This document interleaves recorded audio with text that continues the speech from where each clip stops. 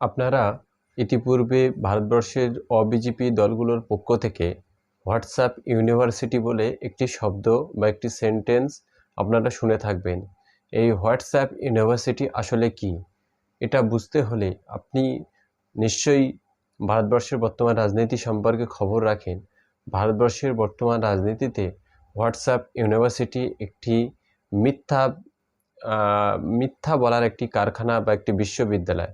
কেমনভাবে মিথ্যা বলা হয় সেখান থেকে? কিছুদিন পূর্বে ভারতবর্ষে একটি ঘটনা ঘটেছিল, পালঘর হত্যাকাণ্ড। আপনারা হত্যাকাণ্ড সম্পর্কে জেনেছেন। সেখানে প্রচার করা হয়েছিল হোয়াটসঅ্যাপ ইউনিভার্সিটি, অর্থাৎ এই হোয়াটসঅ্যাপে মেসেজ দিয়ে প্রচার করা যেটা পালঘরের সাধুদের হত্যা করেছে মুসলিমরা। কিন্তু এই ঘটনায় 101 জনকে গ্রেপ্তার করা হয়েছিল।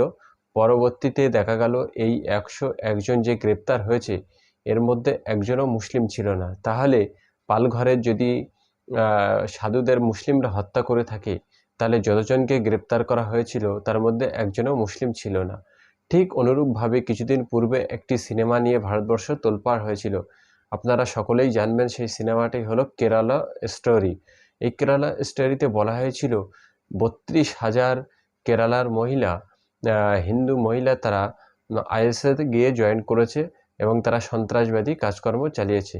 কিন্তু পরবর্তীকালে সুপ্রিম কোর্টের রায় আপনারা যদি খেয়াল করেন তাহলে জানতে পারবেন, সুপ্রিম কোর্টের রায় সেখানে সেই সিনেমা প্রডিউসার বা ডিরেক্টরকে বলতে বাধ্য হয়েছিল যে এই ঘটনাটি সম্পূর্ণ কাল্পনিক। আসলে সেখানে 3 জন মহিলার এমন প্রমাণ পাওয়া গেছিল যারা আইএস জঙ্গি সংগঠনের সঙ্গে নাম লিখিয়েছিল। কিন্তু হোয়াটসঅ্যাপ ইউনিভার্সিটি এই সমস্ত খবরগুলো হু হু করে প্রচার করে দেয়। এখন এই হোয়াটসঅ্যাপ ইউনিভার্সিটি চালাতে গেলে 4টি ধাপ লাগে। কি কি সেই ধাপ?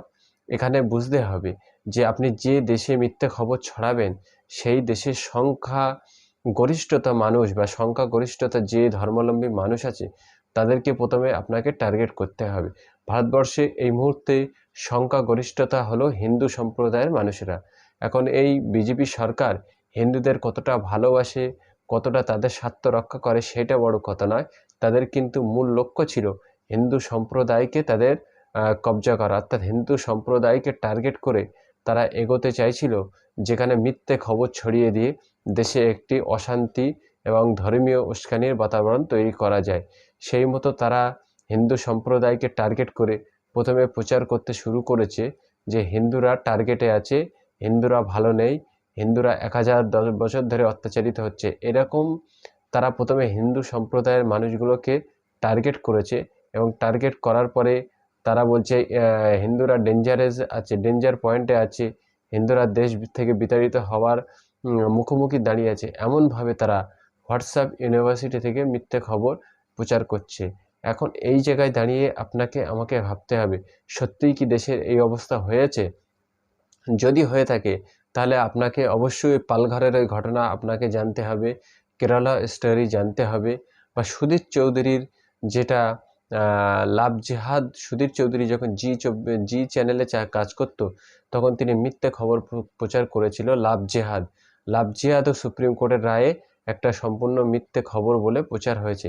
এখন আপনি যদি হিন্দুরা ডেঞ্জারাস আছে এই খবরের উপর নির্ভর করেন, তাহলে পালঘর হত্যাকাণ্ড, কেরালা স্টোরি এবং লাভ জিহাদ এই সমস্ত রায়ের যে সমস্ত কপি সুপ্রিম কোর্ট বের করেছে সেখানে চোখ রাখলেই আপনি বুঝতে পারবেন আপনি যদি হিন্দু হয়ে থাকেন তাহলে আপনি বিজেপির দ্বারা টার্গেট, অতএব আপনার ব্রেন ওয়াশ করা হবে এবং আপনাকে অশান্তির দাবানলের সামনে রেখে ওরা পিছন থেকে রাজনীতির ফায়দা তুলতে চাইবে। দর্শক, অবশ্যই আপনারা আপনাদের কমেন্ট বক্সে আপনাদের মতামত জানাবেন।